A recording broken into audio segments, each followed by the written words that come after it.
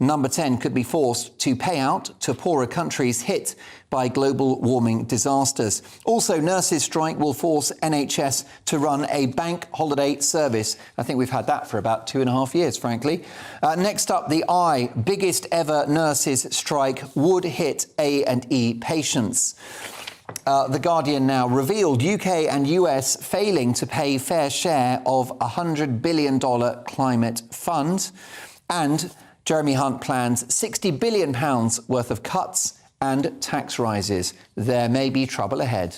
The Times now, Williamson's tacit threat to PM over private life. More scandal there surrounding Sir Gavin Williamson, and billions more spent in UK will count as foreign aid.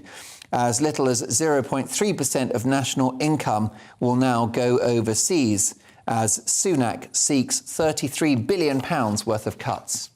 Are they doing the right thing, or are they cooking the books? The Daily Express now. PM plans £25 billion tax rises and £35 billion spending cuts as Conservative grandee urges, keep the triple lock. It's a matter of Tory principle. The words of Tory backbencher Sir John Hayes. Let's have a look now at the Daily Star. Jungle kicks off. Coco's pants on fire. Who dares whines about their SAS TV deal to line the pockets on I'm a Celebrity? That's cheeky faker Coco Hancock, write the Daily Star, got his celebrity SAS contract changed so he could trouser around £400,000 to go into the jungle, according to insiders. And those are your front pages.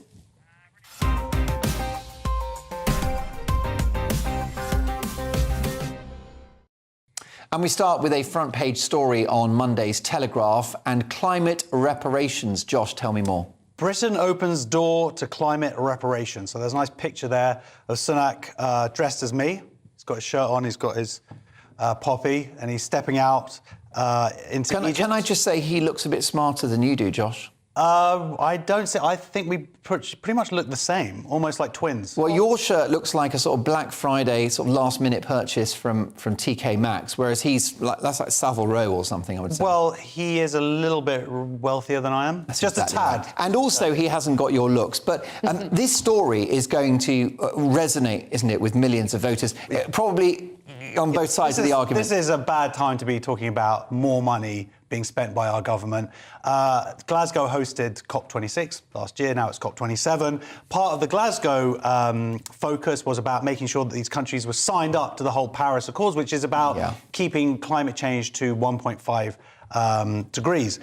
Now, the whole focus of this particular COP27, is all about how are they going to pay for it.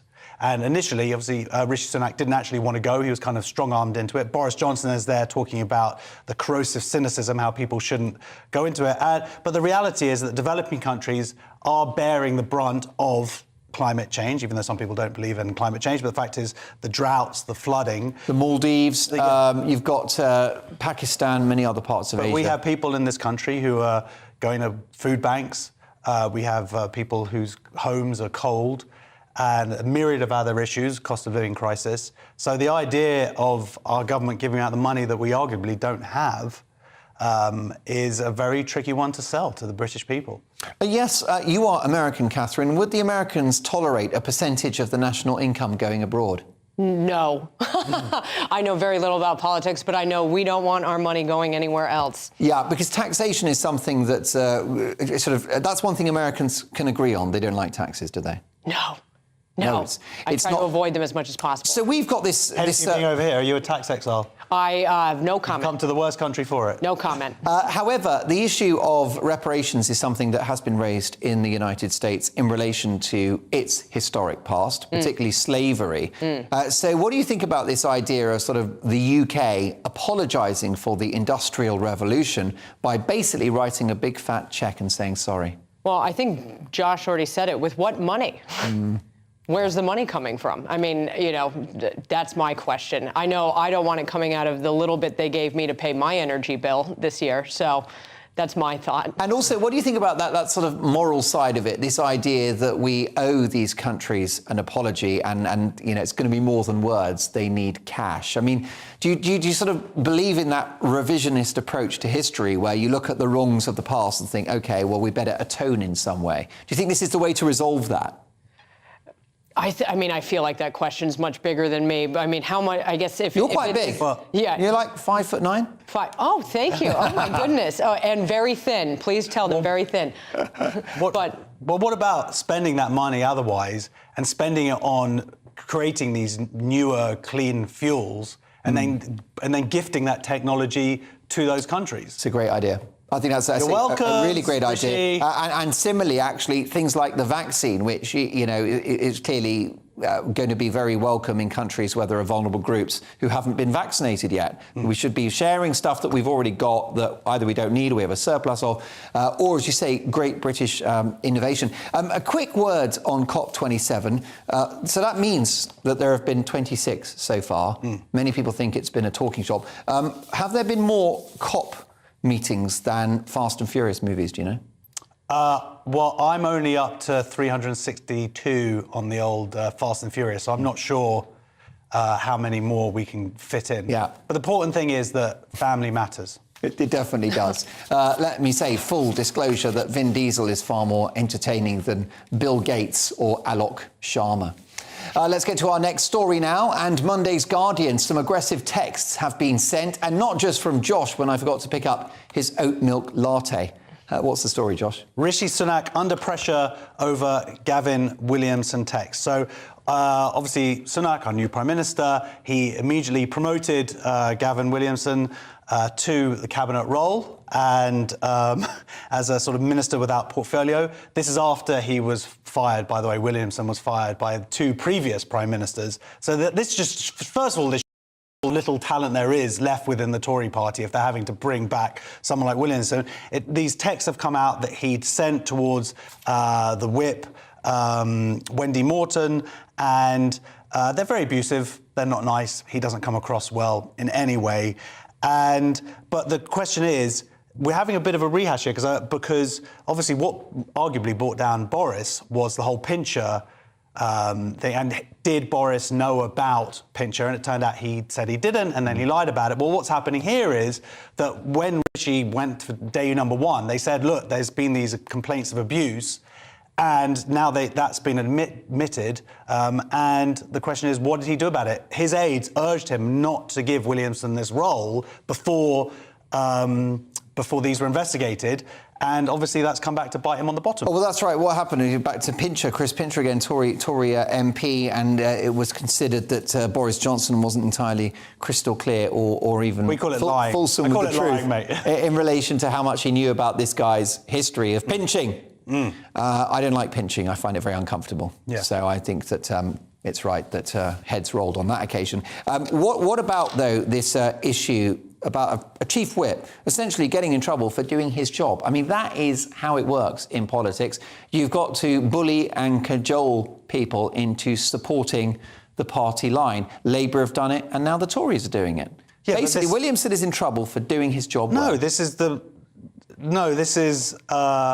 chief whip was Wendy Morton, wasn't it, at the time? He'd been the whip before, but on this time he was abusing her for not sorting out tickets to the funeral. Because this ties in with another story about how he conducted himself when he was previously the chief whip. Yeah, exactly. Yeah, and the bottom line is, your broad point is that wherever this guy goes, he brings scandal. Yeah, and he's basically all there. Is he a wrong 'un?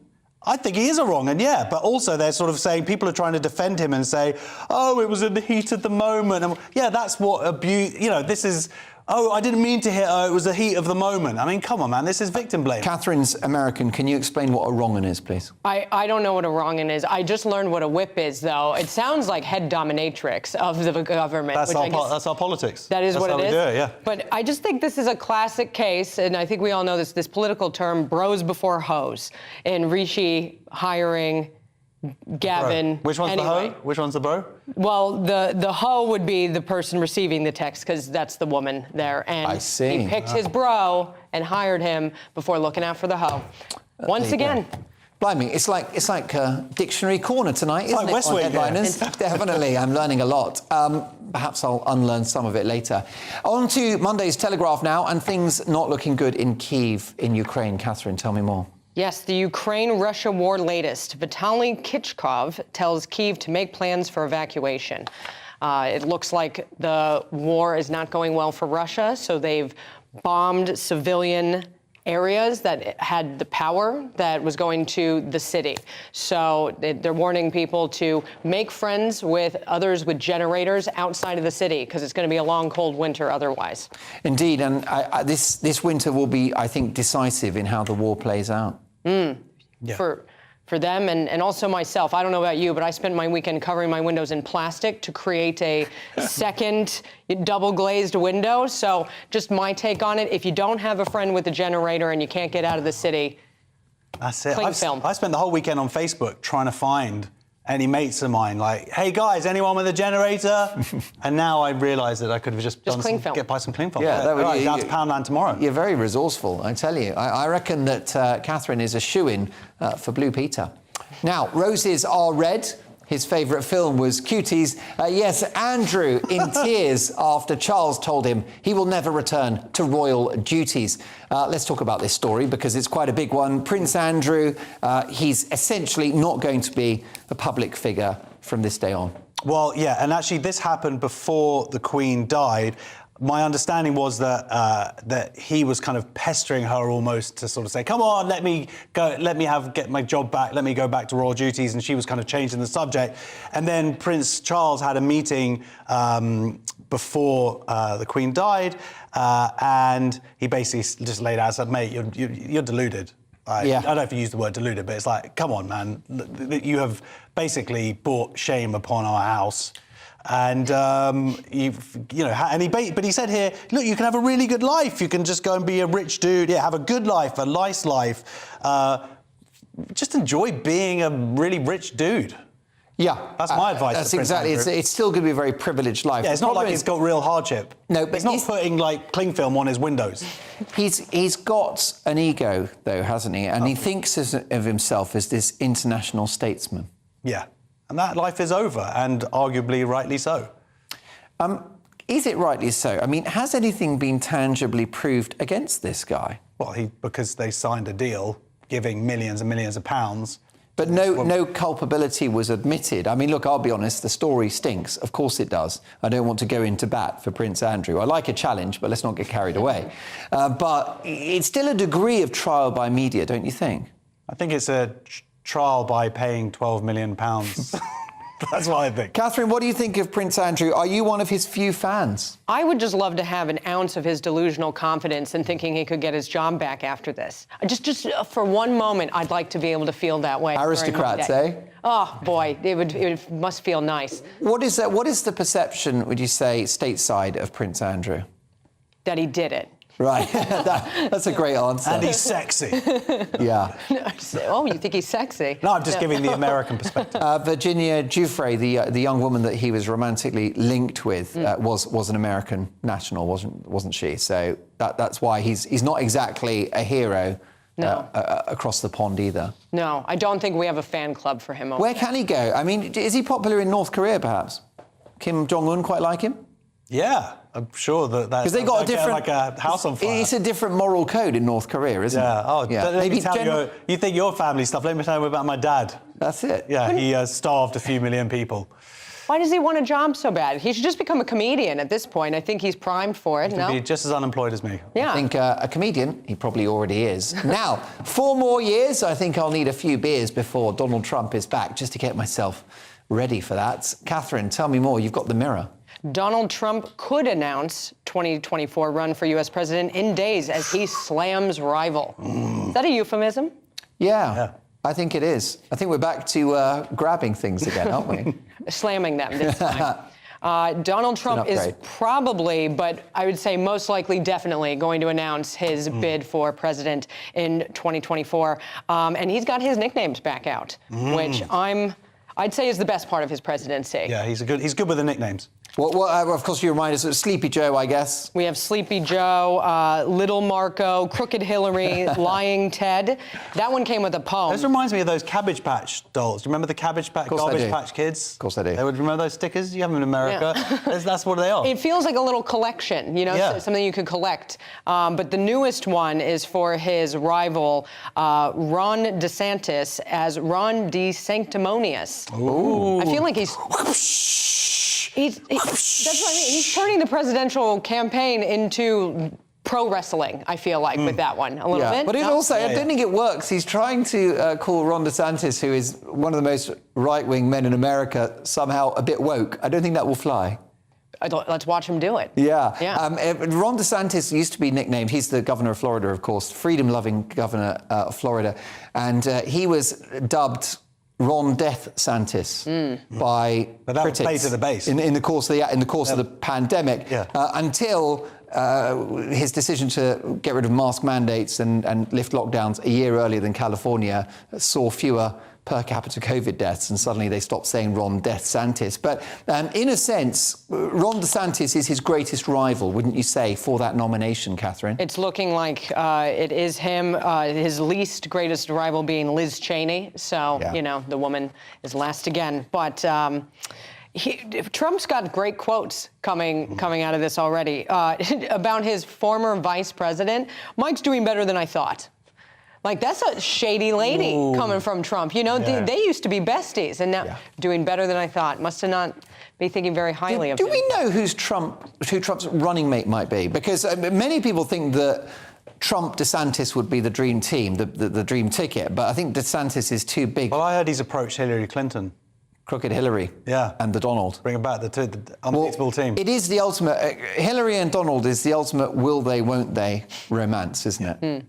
Keeping us on the end of our... Yeah, it's like, they fight so much, it's like, get a room, guys. Come on, guys. I've seen this rom-com before. Yeah, it's like that lady AOC and Elon Musk. Oh, there's a lot of tension, a lot of sexual... But do we know who Trump's running mate might be? Because I don't think it'll be DeSantis, will it? Who would be his sort of vice president? Me? Yeah. I know you think I know because I'm from America, but the less I know, the better I feel. I couldn't even guess. He probably doesn't know himself. And then here's the thing. What are his chances of winning? Because I don't think that Joe is the strongest candidate, is he? I feel like he could win. I mean, my gut tells me it's possible. By the way, a bigger question is, does Joe Biden run for another 4 years? He's told people that is he going to live for another 4 years? That was my thought. Sorry. Exactly. No, it's a reasonable thought. The question I have is why Trump is waiting till after the midterms. Because why not do it now and galvanise his base towards supporting it? Or is he just playing his cards and see what's going to happen? Is he doing a Boris, who had everyone thinking he was going to make a comeback, and at the 11th hour, whilst we were on air a couple of weeks ago, he said, no, I'm out. What's this quote here? He said, everybody, I promise you, in the next very, very short period of time, you're going to be so happy. I don't think everybody's necessarily going to be so happy, number one, but it could be that he's launching a new app. Or he could be like, I'm coming back on Twitter, and that's the big announcement. You just don't know with Trump. The problem for the Democrats, briefly, before we get to the break, is that it's all well and good. There were many Trump supporters, many loathe the guy. It's been a divisive issue in America. But Joe Biden has had a very patchy presidency, hasn't he? So the Democrats go into this next election in a very weak position. Arguably, Catherine, they should have got a far better candidate in the first place than Biden. I like the way you're looking at me. You're like, Catherine, you did this. That's how I feel. No, not at all. Not at all. But I think, because I don't know your politics, in relation to America, but if I was a Dem, I'd be thinking, why did we invest all of this political capital? Your slang, Dem. Yeah. Dem this. I know, and I watch. Cool. You're so hip. I watch Breaking Bad, where they make drugs in a caravan, and I'm very, I'm a very international person. A lot of people drive on the motorway. I go on the freeway. Oh, look at you, rebel. Yeah. I got here on GBNews along.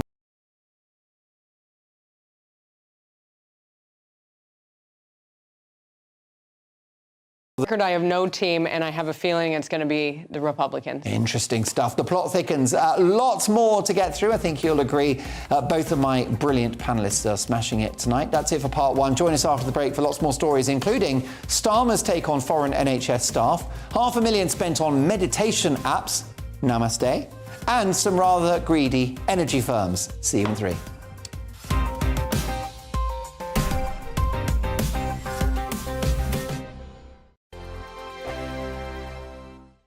We are GB News, and we'd like to say thank you to each and every one of you for bringing us your conversations, for helping our great nation find its voice. We are here for you on radio, television, and online, across England, Scotland, Wales, and Northern Ireland. It's not the BBC, you actually get your facts right. We are proud to be GB News, the People's Channel, Britain's news channel.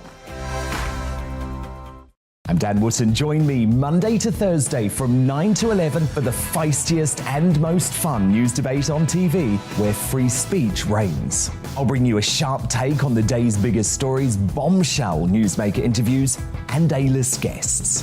And I guarantee you, no spin, no bias, no censorship, and no reason to go to bed. That's Dan Wootton Tonight, Monday to Thursdays from 9 on GB News.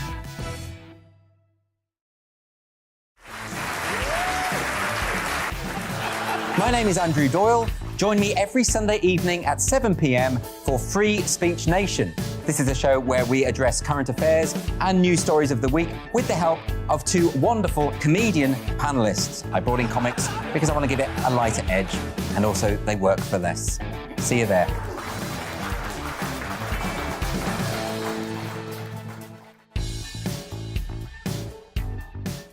My name's Tom Harwood, and join me 9:30 a.m. every weekday for The Briefing, your one-stop shop for everything you need to know about what's going on in politics today. I wonder if this is a deal that might need to be like the biscuits in this factory, twice baked. Is there not an opportunity here to win out against the extremes? Tom Harwood, GB News. What are you going to do about it? Things should have been done differently, and they certainly are being done differently. Don't miss it. The Briefing with me, Tom Harwood, 9:30 Monday to Friday on GB News. On Mark Dolan Tonight, we have a simple plan, which is to inform, stimulate, and entertain in equal measure. It's all about getting your opinions on the national television airwaves. I love my viewer emails, mark@gbnews.uk. So do join me every Friday, Saturday, and Sunday for big guests, big opinions, and a big presenter. 6'5", don't you know? See you then on GB News.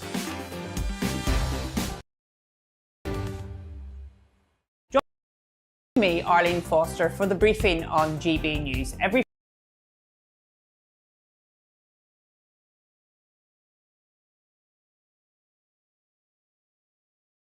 issues of the experts in their field.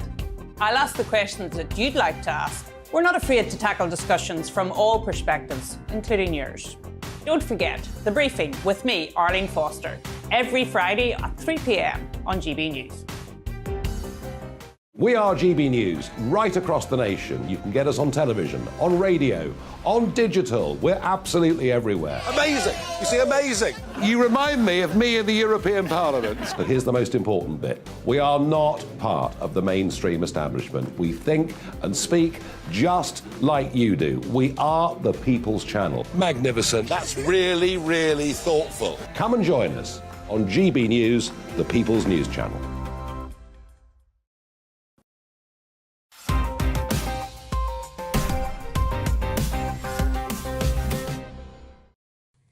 Welcome back to Headliners. I'm Mark Dolan, and this is your first look at tomorrow's papers. And with me tonight are Josh Howie and Catherine Henson. We resume with The Telegraph now. And is Keir Starmer trying to reposition his party with this one? Josh? Oh, yeah, he is batting out of the park here. So NHS is hiring too many foreign staff, says Keir Starmer.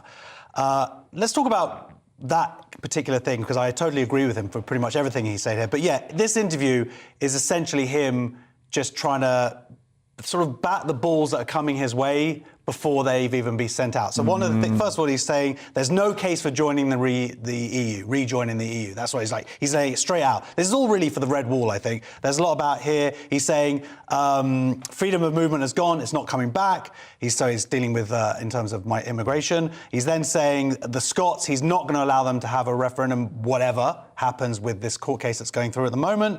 So there's a lot of things here hitting the right points. Pretty smart. It's very smart. He's absolutely dealing with these complaints before people can sort of levy them. He's like Beefy Botham at the wicket. This is some very solid stuff here, but let's go to the main thing that he's saying in this, which is that that there should be a focus on training more people in the UK because immigration for the NHS is just not the answer. He's 100% right. In Scotland at the moment, they are spending £8 million hiring 750 nurses and midwives from over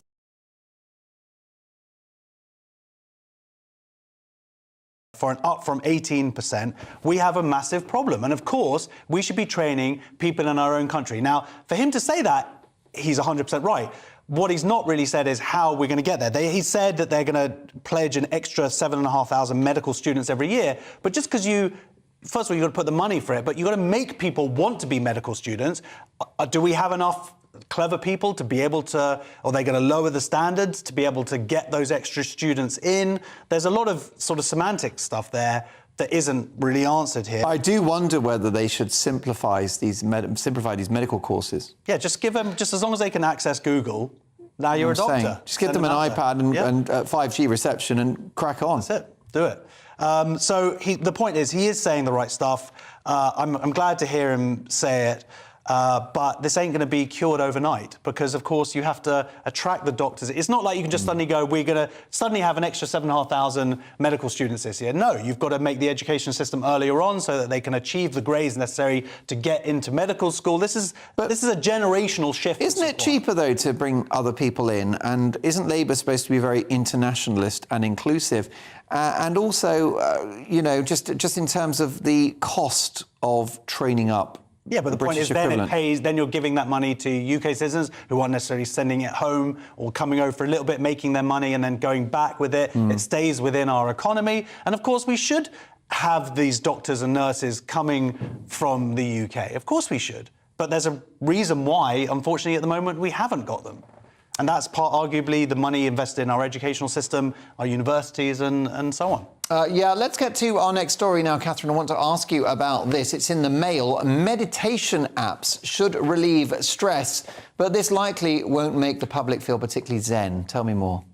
Civil servants spend £500,000 of taxpayer cash on mindfulness apps.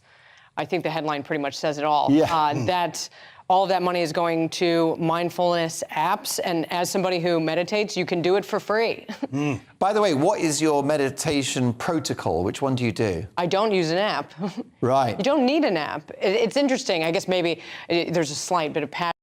It's like it's something that should be free, can be free, you can do for free, but I think it sometimes seems like people don't value it unless you've paid for it. Yeah. And maybe that's like the greater issue. Now, listen, what do you think of meditation? Is it quackery or is there something to it?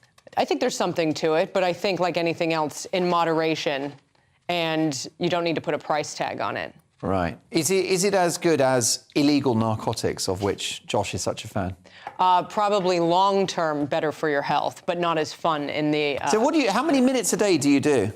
I aim for 20 in the morning and 20 in the evening. All right. And is it what they call... By the way, she doesn't have any kids. I should point that out. Yeah, that would help. Yeah. And I never will. What type is it? Because they have this one, TM, don't they? Transcendental meditation. Is it that, or which one do you do? I do that one specifically because I have a very active mind, and I find that... unlike Josh, yeah. Yeah, and mindfulness, it's sometimes hard to keep the thoughts out, but if you're kind of repeating something, it's easier to get into a place of sort of allowing it to do its thing. Josh, you spend a lot of your day on your knees. So I thought we'd keep our little pastimes to ourselves, Mark. Yeah. No, I mean, you guys jump to conclusions. I mean, you're a very spiritual person. I'm a very, very spiritual person, as you know. I was actually raised as a Buddhist. But yes, you were, weren't you? I was, yeah. But as Catherine says, this stuff is for free. The idea of paying £10 a month and multiplying that by all these different departments, the Department for Education, Department for Digital, Sport and Food, Environment, Rural Affairs, why they're having to pay for their employees to do this. And also, like some of these apps, they offer guided meditations, but they also soothing anxiety at bedtime with stories that are read by celebrities. If people want to go to sleep, just let me talk about my 5 kids, talk about anti-Semitism, and you'll be gone in 2 seconds. Yeah, I mean, I've had trouble sleeping all of my life, but you know what will help you sleep is dealing with your childhood trauma. So just, you know, sometimes, I mean, they said that Idris Elba, I mean, I've done unspeakable things listening and looking at that man, but like sleeping is not one of them, you know? Sleeping afterwards. Definitely. Yeah. But that, again, you didn't have to pay for. No. Yeah, I love The Wire. Love me a bit of Idris. Here at GB News, we believe in spreading positive energy, but unfortunately, it's now too expensive to do that. What does the Times have to say about this, Josh? Energy firms face investigation into bill profiteering. So Kate Nichols, who is the body's chief executive, has said that there is no reasonable explanation for this colossal increase in margins. She's written to Grant Shapps, the business secretary, and she's saying that there needs to be an avoidance of doubt that energy suppliers are profiteering from the current crisis. Because if we look at some figures here, last week electricity was set at 53 pence per kilowatt, except for the fact they're quoting 80 pence for fixed electricity contracts. That's a huge, huge markup, nearly double. Yeah. They are making some bucks here. And when people are suffering, when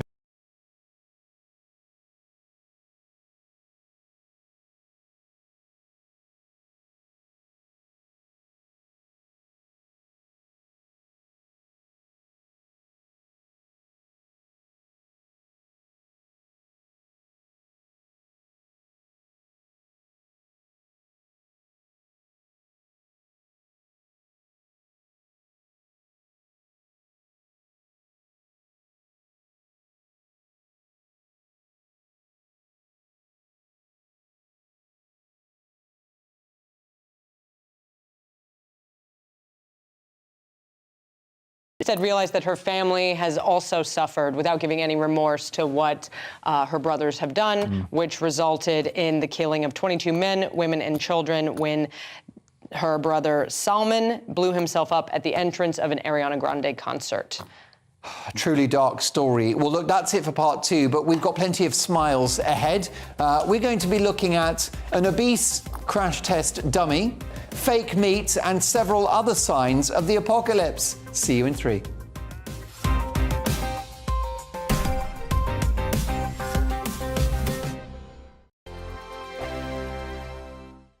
Hello there, it's Eamon Holmes here from Breakfast on GB News. We're not just on your television and your screens, you know. We're on DAB plus digital radio, so you can listen to your favourite shows on the move. If you've not yet listened to GB News Radio, it's very simple. We're on your radio player and tune-in apps, on your smart speaker, phone or tablet, or online at gbnews.uk. Take us with you wherever you go. GB News Radio. You never have to miss a moment of the People's Channel.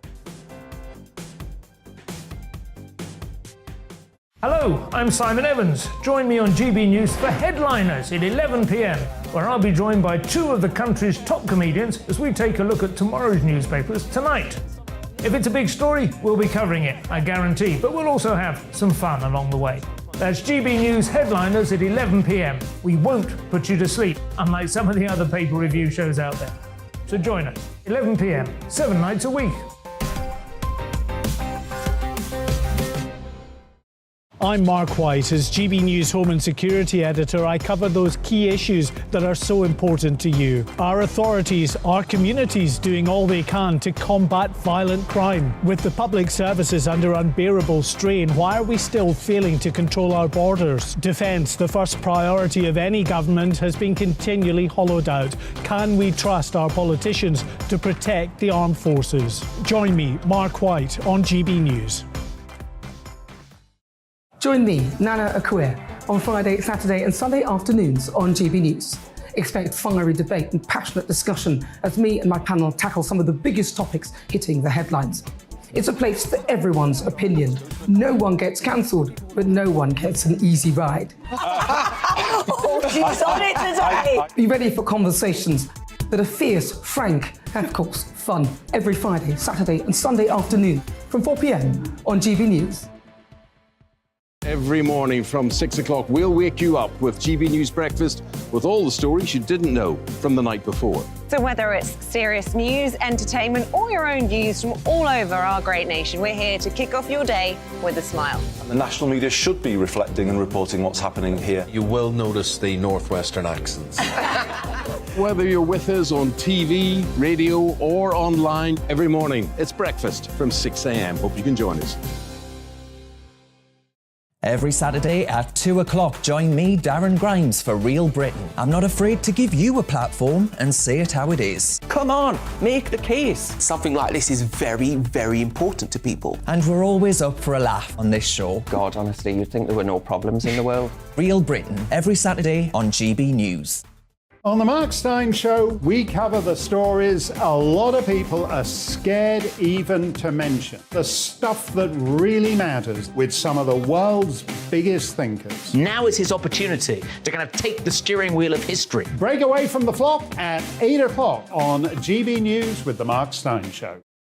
We are GB News. And we'd like to say thank you to each and every one of you for helping our great nation find its voice. We're absolutely everywhere. Across England, Scotland, Wales and Northern Ireland. On TV, on radio and online. We're proud to be the People's Channel, Britain's news channel.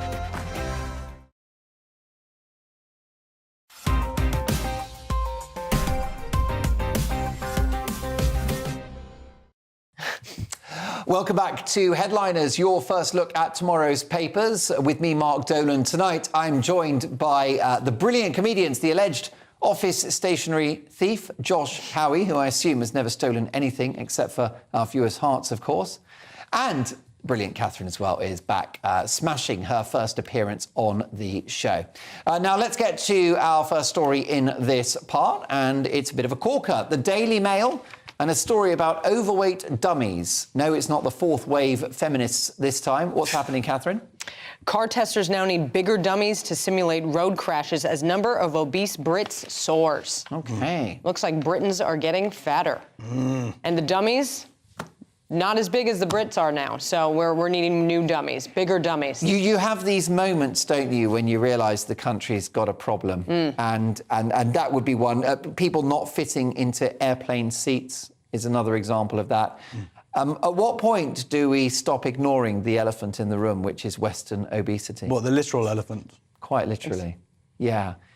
Instead of bigger dummies, I think people just need to start walking a little bit more. Yeah. Oh, yeah. That's a good idea. I mean, do you think that we're in denial about the problem? Because I would suggest the way that we accommodate this issue and have normalised it means that we're not going to stop it, Catherine. That we've got to wake up, have a conversation and say, listen, you know, we're fat now. We've got to fix this. Well, I mean, they're fixing it by creating a bigger dummy. Right now, the biggest one is 15.5 stone, and they're creating models that are 19.5 stone. How are they going to get the dummies in the car when it gets to a certain point? Yeah. And also, there's an interesting statistic here, which is that 40% of drivers in the US are obese, but they're estimated to cause, they're 79% more likely to be in an accident, I suggest because they are driving and eating at the same time. It could well be, exactly. They're slurping a Coke, they're chowing down a hot dog. But we, you know, without being fattest about this, Catherine, because that's another unacceptable form of prejudice. I'm all right with it. The world's got a problem, hasn't it? I mean, if you look at the pandemic, those who had a high BMI were vulnerable to the virus. You could arguably call COVID a disease of metabolic ill health. You know, that because if you had a low BMI and you were in good metabolic health, not diabetic, you were statistically likely to be fine with the virus. So our obesity has exposed us to the worst of COVID, and now even a car accident's going to be worse. Are you saying that's why the Chinese created the virus and then unleashed it upon America? I would never. Deliberately. Is that what you're saying? I would. Exactly. Catherine, I've spoken a lot. What do you think? What do I think about obesity? Yeah. I guess I want people to feel better. And I can't imagine, like, I know when I've been eating my worst, like, I don't feel good, not just about, like, how I look physically, but, like, in my body. And I only recently started caring about, like, what is going inside of me in more ways than one. And Not something that's ever troubled Josh, let me tell you. And I noticed that those things really do matter. So I guess it's like, I don't know how it needs to be reframed, but I just can't imagine, like, unless it's in a medical condition, people are feeling good. So beyond the car, you know, like... Well, this is the problem, is that shaming people and victimising people and abusing them and saying, lose some bloody weight, that's not how we do it, is it? But what I don't think we can do, Josh, unless I'm being apocalyptic, is I just don't think we carry on like this. No, we can't. And this is obviously a much larger issue. But going back to this particular story, what's interesting is how they base it, and I read this in a separate book here, but they're basing all this on the average man being a certain weight and a certain size. What they're not doing is factoring in women. So it's only Sweden that has a female crash test dummy, because of course that affects women of different sizes, that affects where the belt is, the speed that comes out of the whatever it's called, what's it called? The airbag. The airbag, and the strength of it and the size of it and all that stuff. So this is all designed mostly by men, not from the male form, not factoring in women. So it's interesting that this is, oh my God, now men are getting fatter, so we have to do something about that. Why don't we also focus on women a little bit? Yeah, I mean, just very briefly, what we're doing is we're accommodating people, and I understand that, and I want to accommodate people, but we're essentially accommodating people for what is a state of ill health. Do you know what I mean? It's like sort of changing the air supply for people that smoke too much. It's like, I wonder whether these airline seats, for example, are a certain size, and then it's like, well, if you're too big to get in the seat, then you should do something about it, rather than we the need seat... to be charged twice. Well, rather than the seat getting bigger, is what I'm saying. Do you know what I mean? It's like, well, look, there is the line that we're drawing as a society to say this is an airline seat, you fit in it or you don't. But I feel the direction of travel is to go wider seats and then everyone feels happy. I mean, I was stuck in Australia for the first part of COVID. For you. And right, I know. But one thing that I did notice about their grocery stores is the stores are dedicated to healthy food while there's a junk food section. And that's sort of the difference I noticed from America and here. So, you know, it could be a greater issue. I don't want to police what people eat, but at the same time, we're talking about health. Well, we are, and we can slide straight into another story related to that, Josh, in the Times. Male body dysmorphia. Yes, male body dysmorphia is a modern epidemic that's only worsening. Supposedly, this is a study from last year that the majority of men display signs of some form of body dysmorphia. That's 54% of men compared to 49% of women, which is strange because you always think of eating conditions and body dysmorphia as a female condition predominantly, but they're saying now the majority of men. Of course, the female form has always been, I wouldn't say fetishized, but always been sort of observed and maybe too much of fetishized. Fetishized, fine, fetishized. But now, of course, you have people like, in this article, it's talking about Channing Tatum and Zac Efron, and how men are sort of internalizing that. I think the difference is, and the reason why people aren't necessarily appreciating this, how many men are also suffering from this condition, is because men tend not to talk about it and express that and internalize it a little bit more, maybe. I feel like women get one thing, and you guys had to go and take it too. It's cultural appropriation, isn't it? Yeah, it's happening again. But if we, narrow the wage gap, we'll take the extra 15%, and you guys can have the body dysmorphia. I'll take it. I'll bite your hand off for that. But I mean, I think it just kind of goes back to health. It's just like, I feel like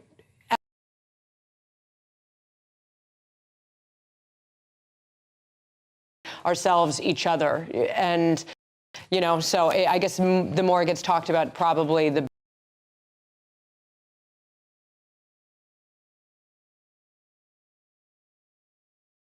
more. Farmers are lashing out at vegans over the use of words sausage, bacon, and in plant-based foods. Basically, right now, plant-based food producers should not be permitted to use meat-specific terms such as sausage, bacon to label their products, according to comments from farming groups. Right. In this ban would also be the words such as steak, chicken, and sausage.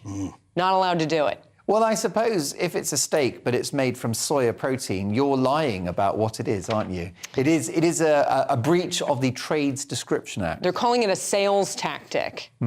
Which is what it is. Vegan bacon. Capitalism, right? Vegan bacon. I mean, I looked at the ingredients of vegan bacon recently. The first two ingredients are water and sunflower oil. It's not bacon. But it's vegan. That's so I feel like it's vegan What bacon. about vegan sausage? Is a sausage is just some stuff in a Casing. Casing. Can you call it? Because they want to say instead of vegan sausage, they want to call it a vegan stick. But I think you can get away with sausage because there's always different types of sausage anyway. Yeah, I think. What do you think about that, Mark? Hey, Greta Thunberg is a vegan stick, isn't she? Oh my God, yeah, that's where you were going. Yeah. Well, I'm hitting you with the heavy stuff now. Well, it's COP27, so you know what I mean. That was topical. Appeal to the base. Appeal to the base. Appeal to the base, baby. Right, let's move on now to another story in the Express, and it turns out the younger generation find Churchill to be problematic. Well, if they think he's bad, they should see the other guy. What do we make of this, Josh? Yeah, this story makes me a little bit upset, and also partly because it means that I'm old, because I'm a big Winston Churchill fan. Shock poll shows Winston Churchill unpopular with the majority of the younger generation, 19 to 24-year-olds, which shows that 19 to 24-year-olds are idiots. I'm not saying that Winston Churchill was perfect, but come on, the guy was a hero. I mean, you could ignore... And as his granddaughter says here, we've come to this place where history is viewed only entirely through the prism of the present. Of course, you're going to find things that people said 100 years ago that don't fit our morality today. But if you look at the actions that he did, and, OK, well, actually, there's some other actions that weren't so good, but you'd arguably... Which are disputed to a degree. Which are disputed and certainly, arguably, not consciously sought out. But the idea that this great man who stood up to one of the, arguably the worst person in history, and is now, it's just this sort of relativism, this moral that's crept in, and I find it disgusting. Well, you mentioned the word moral there. Catherine, I'll put my cards on the table. I find it a profound sin to demonise Winston Churchill. This is the guy that stopped Hitler. Arguably, as Josh said, history's worst monster. That's priced into his brand for me. He can, get parking tickets and maybe leave chewing gum on the floor, and I'll forgive that. This guy saved the free world. I feel like I can see your kids being like, Dad's on about Winston Churchill again. That's the vibe. Yeah, because these frigging kids wouldn't be alive if it wasn't for him. Yeah. So they're entitled. And my kids certainly wouldn't be alive. Yeah, and that's not even a joke because you're Jewish, right? Yes, thank you for filling that in. The problem is didn't know that. The difficulty is that Josh is so un-Jewish. I've always got to say Josh is Jewish. Just so, and then I get emails saying he's not Jewish. Really? He doesn't use his hands enough. Listen, what are the... I don't want to always, have the American perspective because you're here now, but he's held in high regard, Churchill, in the States, isn't he?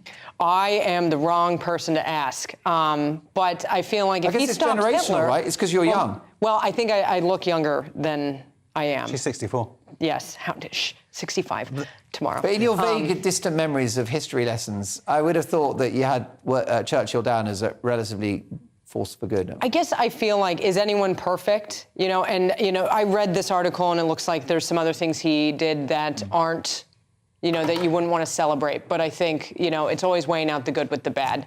That's how I feel. Well, look, it's a very fair and balanced answer. Just personally, I'm horrified at the rewriting of history. Churchill saved the free world. He saved democracy. And he saved potentially millions, tens of millions of lives. He's our greatest ever hero. And I'm horrified that he's being cast as the bad guy. But there you go. It's all about opinions, isn't it? The trouble with TikTok now, and that is, of course, an issue that affects all young people. They're obsessed with it. Catherine, tell me more. TikTok is still hosting toxic posts of banned influencer Andrew Tate. Apparently, they're failing to crack down on accounts that post misogynistic content featuring things created by Andrew Tate. It was found out in August because it was exposing how followers of Tate were deliberately manipulating the TikTok algorithm to boost his content.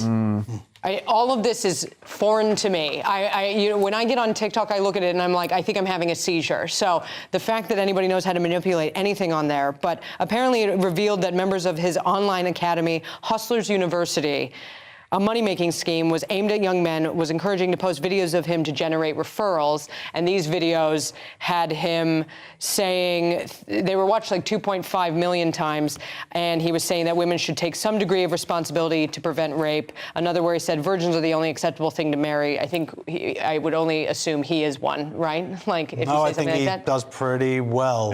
How would you know? Have you slept with him? Well, he's muscly.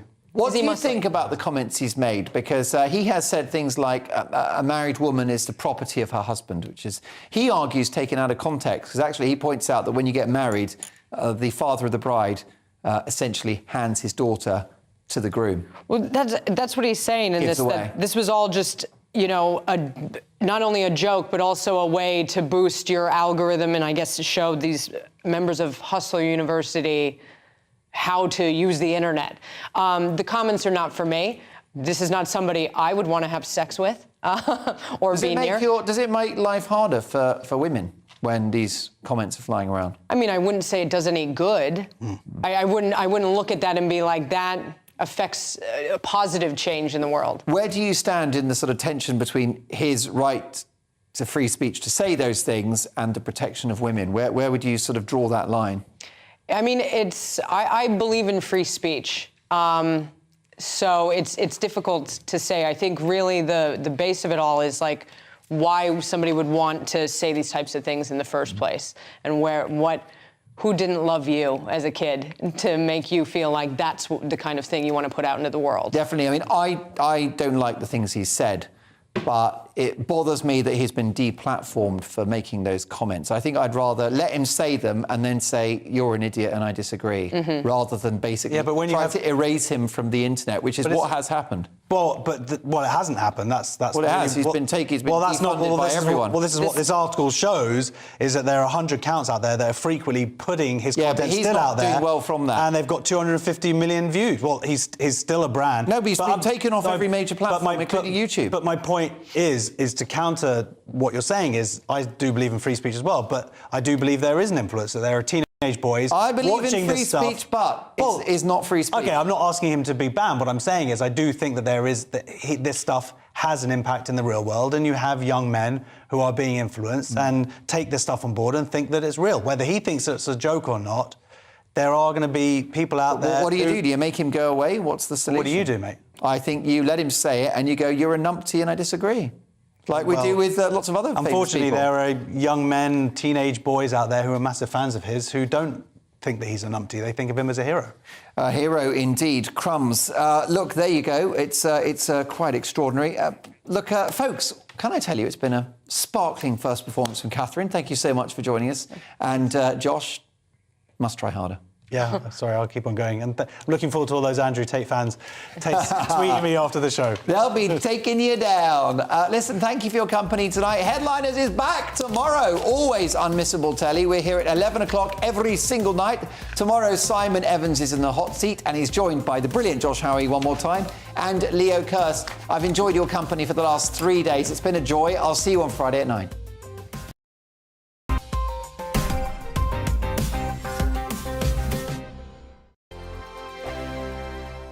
Hi there, it's Stephen and Anne.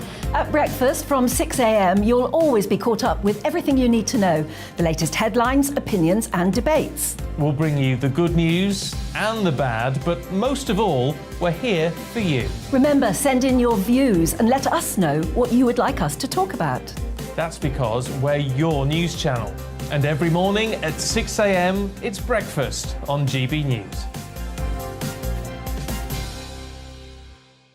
I'm Dan Wootton. Join me Monday to Thursday from 9 to 11 for the feistiest and most fun news debate on TV, where free speech reigns. I'll bring you a sharp take on the day's biggest stories, bombshell newsmaker interviews, and A-list guests.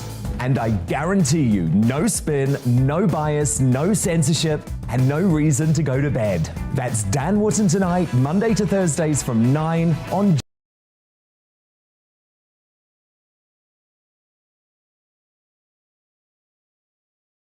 To each and every one of you. For helping our great nation find its voice. We're absolutely everywhere. across England, Scotland, Wales and Northern Ireland. On TV, On radio, And online. we're proud to be The People's Channel. Britain's news channel.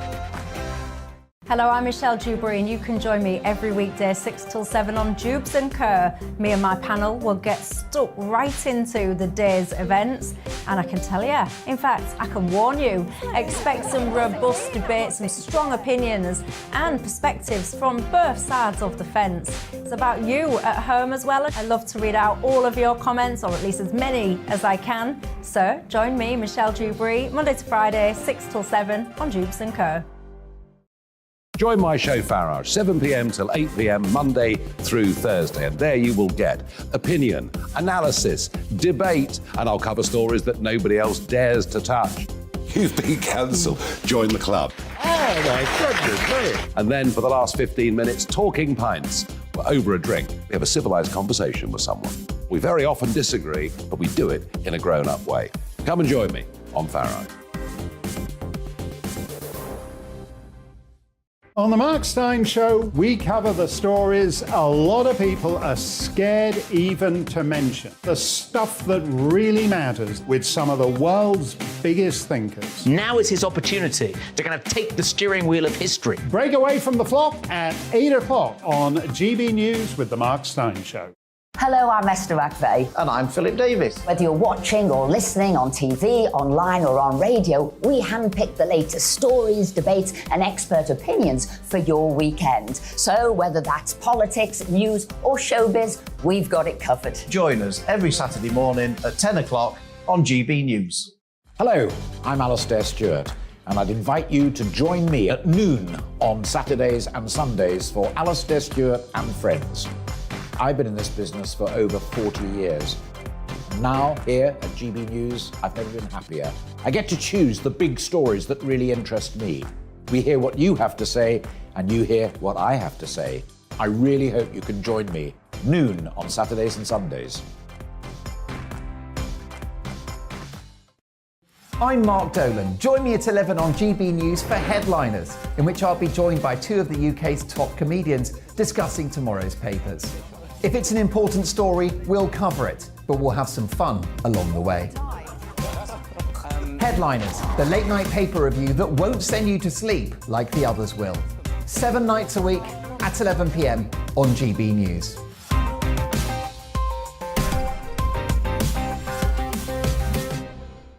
Hi there, it's Stephen and Anne. At breakfast from 6 a.m, you'll always be caught up with everything you need to know, the latest headlines, opinions and debates. We'll bring you the good news and the bad, but most of all, we're here for you. Remember, send in your views and let us know what you would like us to talk about. That's because we're your news channel. And every morning at 6 a.m, it's breakfast on GB News.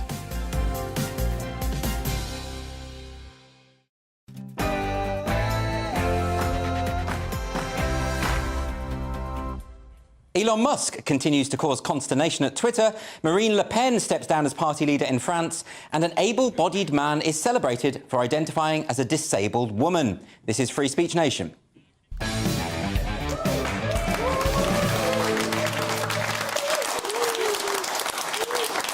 Welcome to the show. It is becoming increasingly difficult to distinguish between reality and fiction. Politics, in particular, seems to have taken a surreal turn. In the USA, you have a president who recently claimed that there are 54 states, had addressed a dead politician at a White House conference, and at one public event managed to mix up his wife and his sister, which is not just grounds for divorce, but possibly a criminal inquiry. The UK hardly fares any better, with a government that appears to be trying to set a new world record for the number of prime ministers and chancellors it can get through in 1 year. When Joe Biden recently referred to the new UK Prime Minister as Rashid Sunak, maybe he wasn't mistaken after all. Maybe this was just a premonition of someone we haven't seen yet. But even though the world of politics has become self-satirising, that's nothing compared to the world of identity politics. This week on Norwegian television, on a show called Good Morning Norway, there was a sympathetic interview with a 53-year-old able-bodied man who identifies as a handicapped woman. Despite having no physical disability, he uses a wheelchair most of the time. Is this a ruse? A way to get access to the more spacious public toilet facilities? It seems not, because this man says he's always wished that he was born a woman who was paralysed from the waist down. And that's his truth, or her truth, or whatever it is we're meant to say. So now it seems that we can be trans-disabled and find ourselves a platform on TV to have our delusions validated. This, of course, is reminiscent of Rachel Dolezal. You remember Rachel Dolezal, artist and civil rights activist, who was formerly president of the National Association for the Advancement of Coloured People. There was just one problem. Is that your dad? Yeah, that's my dad. This man right here is your father? Right there? You have a question about that? Yes, ma'am. Okay. I was wondering if your dad really is an African-American man. That's a very, I mean, I don't know what you're implying. Are you African-American? I don't understand the question of, I did tell you that, yes, that's my dad. And he was unable to come in January. Are your parents, are they white? Yes, it turned out that this trailblazing African-American activist was, in fact, white. Dolezal was rightly criticised for this, even though it does seem that this could be a genuine feeling that she has, some kind of psychological condition. And yet, identity politics has reached such heights of absurd contradictions that Dolezal is considered a monstrous fraud, and yet an able-bodied Norwegian man is celebrated for calling himself disabled. A while ago, the evolutionary biologist Richard Dawkins posed a question on Twitter about the inconsistencies of identity politics. He said, in 2015, Rachel Dolezal, a white chapter president of NAACP, was vilified for identifying as black. Some men choose to identify as women, and some women choose to identify as men. You will be...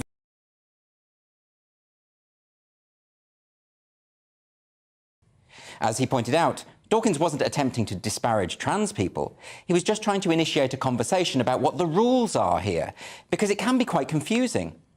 But by tweeting this, by simply posing a question, Dawkins had committed an act of heresy. He was rebuked by the American Humanist Association and had his Humanist of the Year award formally rescinded. But aren't scientists supposed to ask questions? Isn't that something we're all allowed to do? Because, let's be honest, we all seem to instinctively know when not to take someone's identity seriously. For instance, there was the case of Stephanie Walsh, the 46-year-old man who, after 23 years of marriage, suddenly realised he was actually a 6-year-old girl and left his wife to live with some new adoptive parents. Now, look, I didn't realise that it worked that way. You know, when I was a child and I was trying to sneak into horror films at the cinema, it would have been really easy if I knew that I could just identify as 18. Well, these, of course, are all just extreme examples, you might say, and yes, I would agree with that. But the extremes of identity politics are rapidly becoming the norm. Last week, TikTok star Dylan Mulvaney had a public televised meeting with the President of the United States. And why? Because Dylan identifies as a girl. Take a look at this. Day 66, being a girl, and today I'm in nature. Trees, I love them. Water, lakes, I love them. Heels, they're my hiking heels. I love them. Okay, come on. Bridges, love them. Coconut water, love it. Not nad, just love it. Wind turbine, love it. Meadows, love them.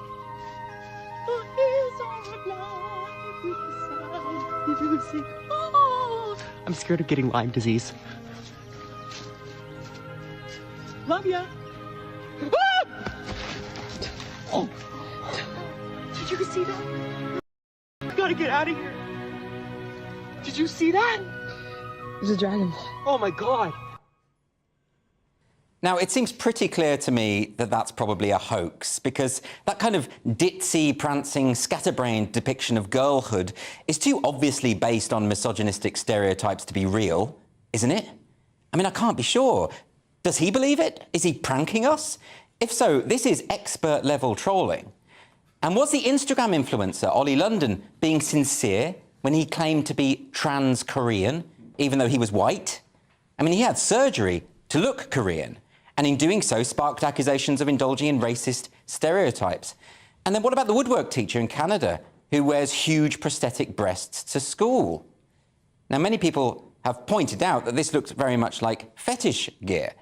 But the school defended him, saying this was her gender identity and must be validated.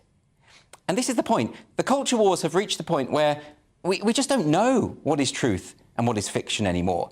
And this is what happens when identity becomes solely a matter of individual truths, which don't exist, by the way. Truth isn't subjective. And of course, there are people who struggle with their body, who feel they have to present as the opposite sex or even undertake painful and expensive surgery in order to have a chance at a happy life. And we've always been sympathetic and accommodating to such people. But with various governments around the world now changing their laws so that anyone can self-identify as whatever sex they like and gain access to women's-only spaces, people are pointing out that this creates a loophole that is clearly open to exploitation. No one is saying that trans people are predators. They are saying that predators are predators and will use any means available to gain access to victims. It's already happened. Convicted sex offender Karen White, a male who identified as female, was transferred to New Hall Prison in West Yorkshire and went on to sexually assault 2 female inmates. And this is not an isolated incident, far from it. So it isn't transphobia to point out that identity politics in its current form has some serious consequences. I keep hearing that right-wing comedians only have one joke, and that's something to do with identifying as an attack helicopter. Actually, that's a 7-year-old online meme, and I've never heard any right-wing comedian use it as a punchline, but I understand why people pretend that they do. It's always much easier to attack a straw man. But is that joke all that far from the reality? If activists are going to claim that identity is all about the choices one makes for oneself and that these should be implemented in law, then surely they have to include the trans Koreans, the trans disabled, and the teacher with the immense prosthetic breasts. And this means we all have to live in a world in which we're constantly questioning our own judgments, where the lines of reality and satire are so blurred that we can never be sure where we stand. Now, that doesn't sound sensible to me. So rather than embrace the chaos of extreme identity politics, let's fight instead for the primacy of truth. Let's restore reason and objectivity and evidence-based analysis. Because you can't have a coherent society when the rules are being set by the fantasists.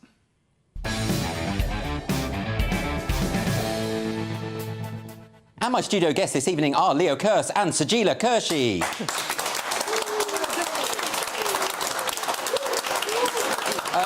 So, Leo, I'm going to come to you first as a identity lark.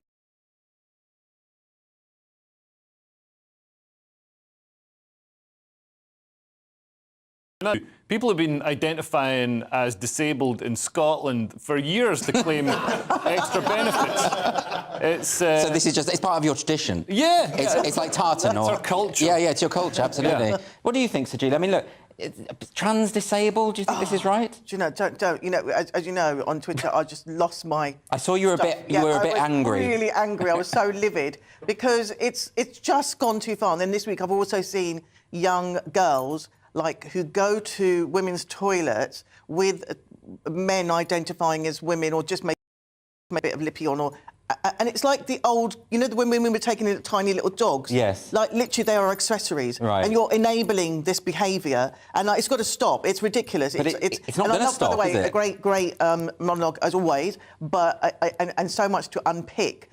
If you are disabled, I have various disabilities which aren't visual. Yes. But I don't want them. I tried so hard to try and cover them up, to sort of act normal. You wouldn't want to identify into disability, right? I struggle to identify.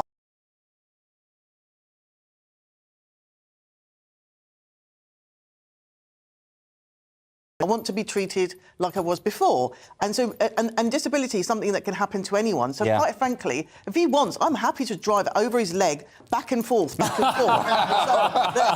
he can get or she can get what she wants. But this is getting absolutely ridiculous now. Yeah. And when I was young, I would have liked to identify as a young, blonde, white girl, right? Because that would have, because that was going to protect me from the racism that I was getting. So that, for me, was like the ideal. But no one would have accepted that. So why are we accepting someone now who wants to be a victim, and because they think that those protected characteristics or those protected groups are getting more attention than them? And it feels like, it is becoming difficult.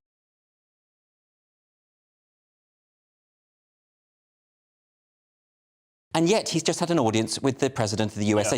So the president and the government in America clearly believe that it's real.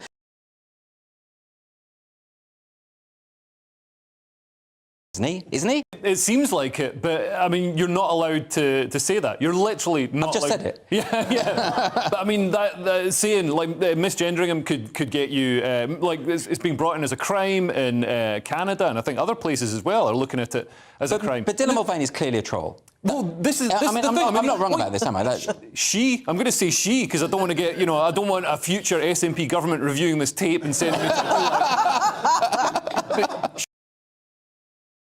A lot of them, like the Karen White, who got sent to the jail. Oh, yeah. Like, people don't under self-identification.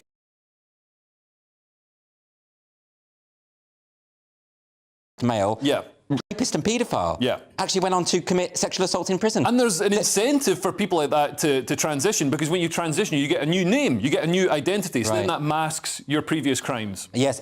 So how is that not like the witness protection programme, but like, is that the new... But helping out rapists. Yeah, that's exactly. the new witness protection programme. It's ridiculous. Can I ask you, though, from a female perspective, thinking that being a woman is being ditzy and falling over and being scared of flies, I mean, is that not... I love it! I loved all of that! Loved it. Is it not offensive? Oh, God, it's just... I mean, I don't know if that was a joke, right? I don't know whether that was a joke. None of us do. However, it makes me really angry because I think what we've done is we've collated everything together, like men who used to become transvestite, just used to dress up as a woman. That's a fetish. So that's been, like, all kind of come together under the same umbrella. So it's difficult to ascertain who is actually really legit. That's the problem. Yeah, and so therefore, it actually what it's done is turned all of us against these. It's actually made it hard.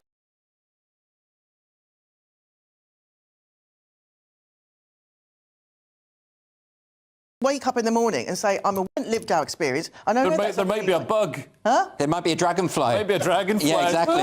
It is absolutely horrible. Well, listen, I'm going to stick my neck out and say that I think there's going to be a big reveal, and Dylan Mulvaney is a troll. Really? And it's going to be. I think so. That's my prediction. Anyway, who can say? Let's get a couple of questions from our lovely audience. Our first question is from Rick. Rick, where are you? Hello, Rick. Yeah.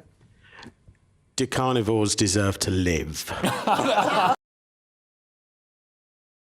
Comments made by Dr. Michael Plant, which is a vegetarian's name if ever I... He said, it can be ethical to let meat eaters die because of the suffering they've caused to animals. And Dr. Plant is a philosopher who focuses on happiness. Actually, he's not a vegetarian. He describes himself as a welfaretarian, which is someone who eats animals only if the creature experienced a happy life prior to their death. I mean, how do you know that? Like, how do you assess whether a chicken is happy? Like, exactly. And how far do you take this? Do you only eat chickens that have thrown themselves onto the butcher's knife themselves or fallen out of trees? I don't understand it, but do you think he's got... I mean, look, to be fair, it was an Oxford University...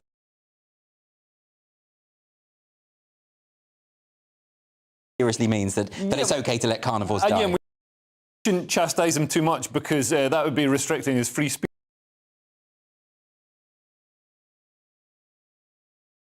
Animal welfare, we need to look... because you kill one whale, you get enough meat for, like, 100 cows. So it's clearly more ethical to kill a whale. But there's hardly any whales left. No, there's loads of whales. Are you joking? We're not. Scotland doesn't even eat them anymore. There's so many whales. There's like 2 countries eating them. Okay. So so ethically, we should be killing a lot more whales than.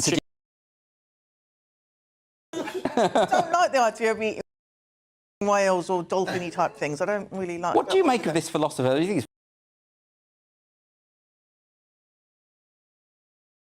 Basically, there was the dilemma one where if a child is drowning, you will save that child to a low cost to yourself. Like basically, you save the child, but your clothes get a bit mucky, right? And then, of course, if you are someone who wants to save animals, if for someone who's eating meat, will you save that? Well, I think what I'd do is now I would sod the child. I let him drown because why should I get my leather jacket? Yeah.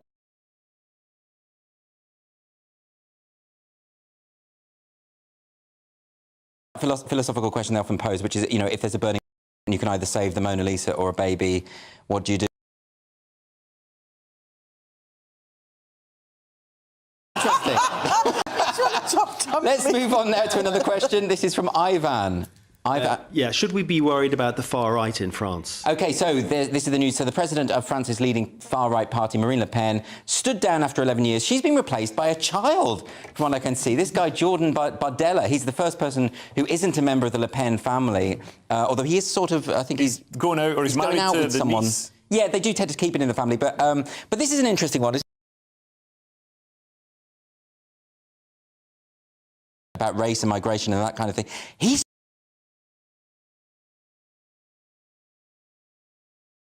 27. A 14-year-old, he's too old to trust. Well, yeah, but do you think this means... Because look, Marine Le Pen, first she changes the name of the Front National, then she's trying to clean up the image. Ultimately, she's a Le Pen, and all the French voters know about her father, and that taint is never going away. Is that what this is all about? This is an attempt to make the party more appealing and more popular and more mainstream? Well, we've seen that happen in Italy and Sweden, formerly, quite objectionable far-right parties sort of clean up their image and then do well in the polls. Giorgia Meloni, for example. Yeah.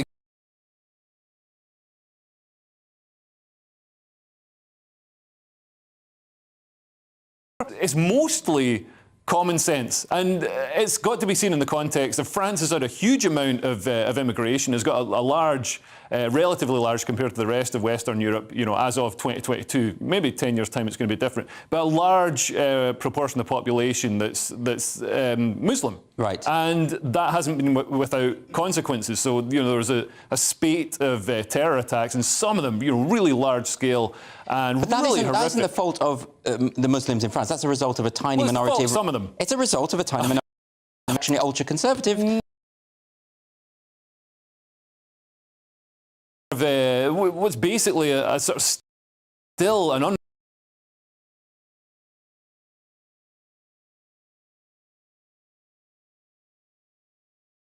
perfectly in a Western liberal. Catholicism, to be honest. But there you go. Yes. Well, you're blaming me for that. Yeah, blaming me for that. Yeah. The thing is, obviously, it's interesting because there is a big immigration thing, and in France, it's because we've got family there.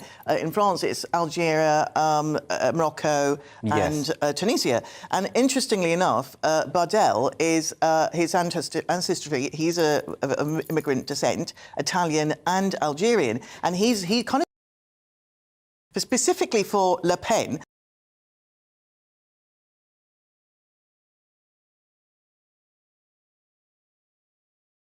because also they now get to use him. I mean, I think you mentioned it yesterday. It's a bit like the mafia. And if you remember the lawyer in the mafia, the lawyer was, he wasn't Italian, so he never quite fit in. And I think that's going to be Bardella's position. He's not quite a Le Pen, but he's going to be the tool that they're going to use. Well, I mean, look, votes. The party certainly did very well in the legislative elections earlier in the year, and they do seem to be gaining momentum. There's no doubt about that. Well, let's see what happens. Anyway, we've got another question now. This is from Ryan. Where is Ryan? Hello. Good evening. Hello. Will you pay £7 a month to have a blue tick on Twitter? So Elon Musk is causing so much problems at Twitter. He's now saying that the blue check, which is verified. Well, I mean, it was meant to be about verifying public figures so that you could distinguish between the public figures and the fake accounts, and that sort of made sense. But then Twitter started a few years ago basically seeing it as a hierarchical thing and sort of giving the blue ticks to their mates. And, it didn't really mean anything anymore.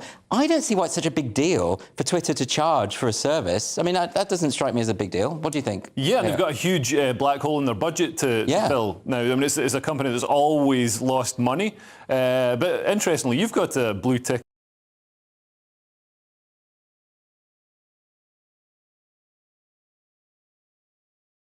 My videos in half, it's really annoying. Yeah. So actually, it would be worth it. I think that's a good service. I don't see why anyone should begrudge paying not very much, but they put my blue tick up on the screen there. That's me feeding a kangaroo in Australia. Oh, and you don't get any of the adverts either. And you don't get the adverts. I just look, and these people who are complaining about it, $8 a month. I mean, come on. Yeah. They spend more than that on. Yeah, exactly. Spend more than that on Netflix. What do you think? My issue with it is, I mean, it's great. Like, it's a great way to, it's a good idea to charge. I'm not going to be paying. I'm just going to go blue tickless, and much to make You're it make a difference. I'm not. I'm a film star.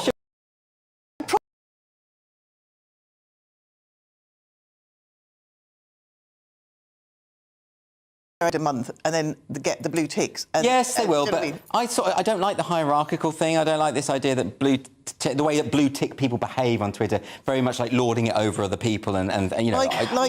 Like me. Anyway, no, final question for the moment is from Lyle. Where's Lyle? Hello. Hello. Hi. Will Joe Biden become a lame duck president this week? OK, so this is the US midterms. This is all very exciting. And if the Democrats lose their majorities in the House of Representatives and the Senate, Biden will definitely struggle to pass any major legislation. And he's currently... Trump. Yeah, why's that? Well, I mean, he's not doing a very good...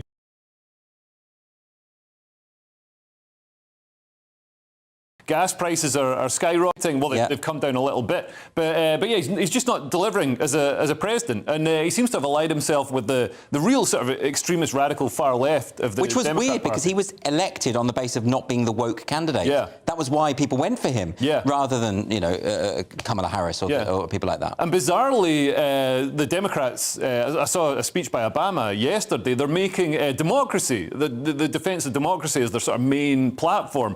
And Obama's saying, if you care about democracy, the Republicans don't respect democracy. They tried to, discount the results of the election and all this sort of stuff. But it wasn't Republicans who suppressed the Hunter Biden laptop story that was completely valid, factual. It wasn't Republicans who denied the results of the 2016 election. It wasn't Republicans who got lots of Conservatives cancelled from social media so their voices couldn't be heard. I mean, I think if we're going to look at who's really been anti-democratic, I think both sides are... Well, I think, of course, both sides have problems. Sajina, very quickly, because we've got to go to break. I think the midterms are a really good idea, and I wish that we would take on board some of that. And forget midterm. It's like how many prime ministers do we need to get through before we have any kind of say in who gets to lead our country? We could do with a mandate right now. Yeah, we couldn't could. Definitely. Well, look, after the break on Free Speech Nation, we're going to be speaking to the Liberal Democrat who is facing deselection because of his Christian beliefs. See you shortly.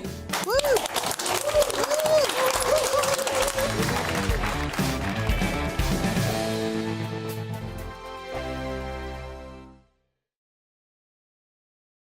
We are GB News. And we'd like to say thank you To each and every one of you. for helping our great nation Find its voice. We're absolutely everywhere. across England, Scotland, Wales and Northern Ireland. On TV. On radio. We're proud to be the People's Channel, Britain's News Channel. Hello, I'm Michelle Dewberry, and you can every weekday 6 till 7 on Jubes and Kerr. Me and my panel will get stuck right into the day's events, and I can tell you, in fact, I can warn you, expect some robust debates, some strong opinions and perspectives from both sides of the fence. It's about you at home as well. I love to read out all of your comments, or at least as many as I can. So join me, Michelle Dewberry, Monday to Friday, 6 till 7 on Jubes and Kerr. Join my show Farage, 7 p.m. till 8 p.m. Monday through Thursday, and there you will get opinion, analysis, debate, and I'll cover stories that nobody else dares to touch.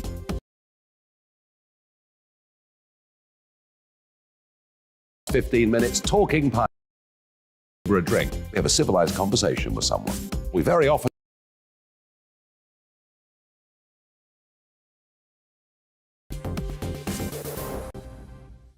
On the Mark Steyn Show, we cover the stories a lot of people are scared even to mention. The stuff that really matters with some of the world's biggest thinkers. Now is his opportunity to kind of take the steering wheel of history. Break away from the flock at 8 o'clock on GB News with the Mark Steyn Show.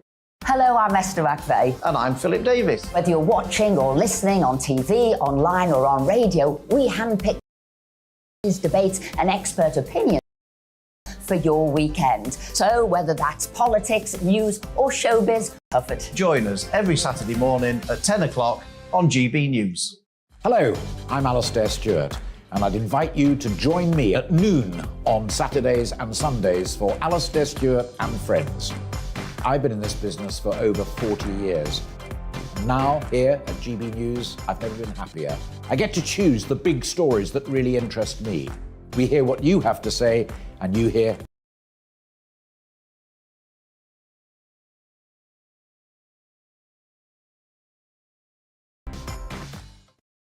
I'm Mark Dolan. Join me at 11 on GB News for Headliners, in which I'll be joined by two of the UK's top comedians discussing tomorrow's papers.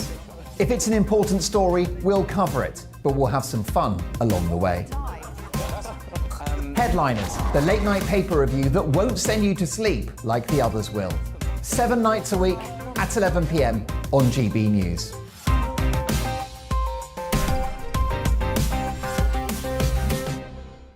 Hi there.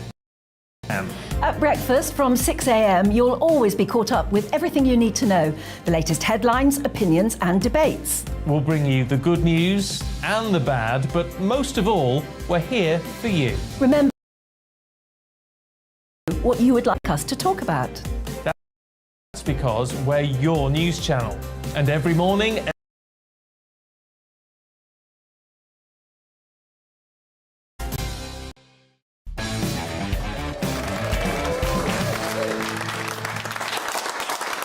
Welcome back to Free Speech Nation. A Christian who is hoping to become a Liberal Democrat MP at the next election is facing deselection because of his religious beliefs. David Campanale was chosen to stand as the Lib Dem candidate in Sutton and Cheam at the next election, but he will find out tomorrow whether or not he's been deselected. The events of the last few months have led...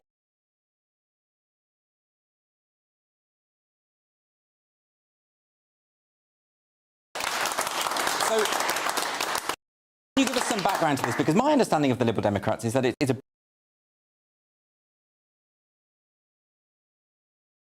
The clue's in the name, the Liberal. So what's going on here? That's exactly right. So the Liberal Democrats are an inclusive party and we welcome everybody, regardless of background, regardless of faith, whether they're trans, whether they're same-sex.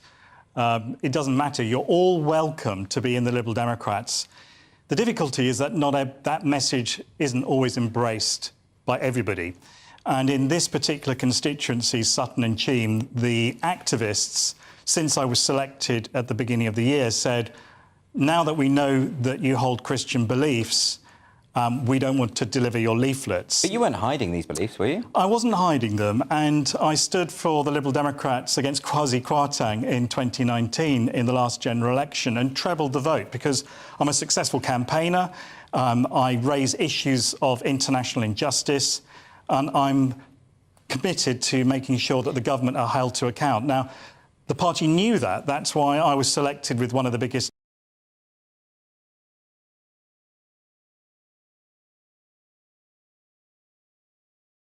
But the way in which cancel culture works, the moment a problem is identified, they really go for you. So it's a core group of activists within the party. Now, I've read an account of what happened. It sounds very much like they called you in for a bit of an inquisition. Is this what happened? So that's right. So when people discovered that I hold Christian beliefs, I was called to a meeting of about 30 people, 30 activists. And it was things like, well, if we'd known, you should have put your beliefs in your election literature, you should have described to us your background as an activist.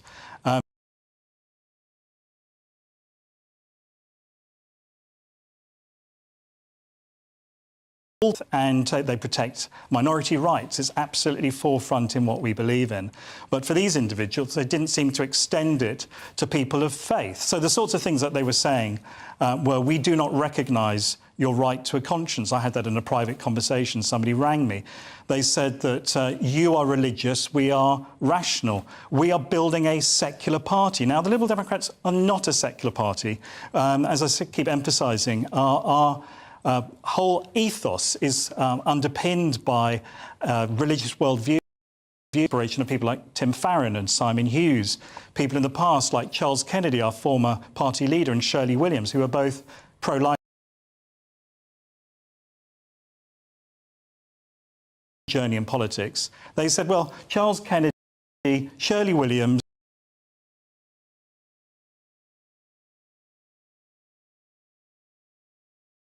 role within the party? Talking about activists who might be standing for local election, we're talking about party officers. One said, you pulled the wool over our eyes. So they sort of got together in a kind of group. Well, I don't know about you. that. Well, it was certainly, I was summoned at somebody's house for what was a kangaroo court. I mean, they really went for me. This was a kind of lynch mob.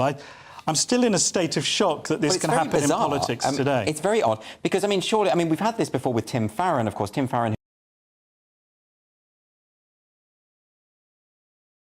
Christian beliefs. Now, he made the point, he made the case that he wasn't going to start applying his own views about, say, abortion.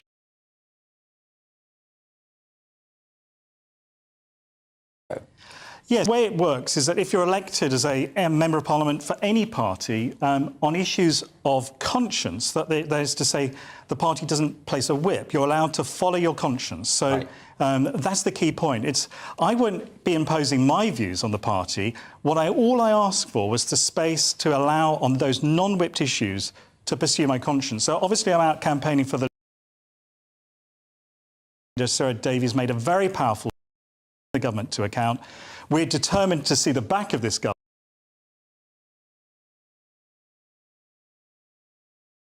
This vote goes against me tomorrow. I will appeal, and I'm confident that because we are this inclusive party, that I will win on appeal. Can you clarify for us what their fear is about you standing for Parliament? Well, they've never said. So at no time in writing have I been told what the problem is. There's the returning officer for this deselection process in writing in advance told the officers of the party, I can see no basis in David's performance.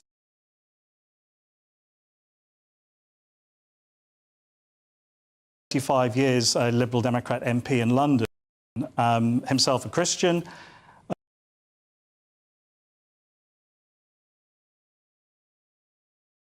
Members, he said, you know, can't deselect somebody because they have personal and private beliefs. You know, that isn't what Liberals do. And he said, let's pause, let's have mediation, let's do the sensible thing, let's have an investigation. And people started shouting at him. Well, I think this is a major problem and why the popularity of the Lib Dems has gone down, I feel. I mean, firstly, you had the approach to Brexit, which was let's just run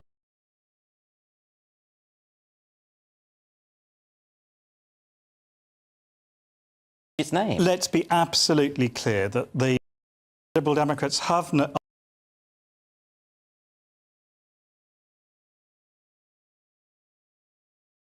This is not representative. Sir Edward Davey, the party leader, before he was selected by our members to be leader, he gave an interview in The Tablet, which is a Catholic magazine, and he said that there is a wave of international intolerance amongst progressive parties